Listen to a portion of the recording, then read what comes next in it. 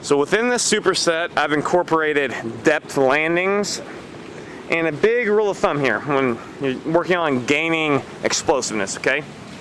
I don't like to go right into actually jumping and creating force, because in order to create force, i.e. jumping, you must be able to first absorb force.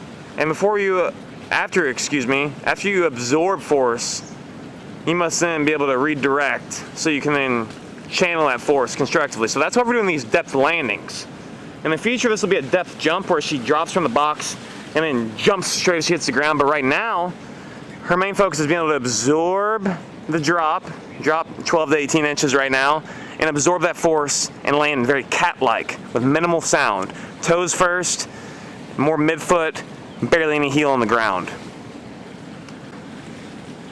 Next superset, we're doing lunge holds at the bottom, where we're doing an isometric contraction to build foundational strength. We're doing that about 15 seconds right now, and then we tie that in with pulsing.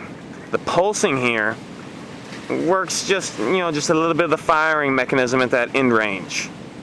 Do that both sides, and then we're tying in split jumps, as you'll see here, where she's really having to bend that big toe, drive up, land in that same kind of almost like split squat, but very narrow stance.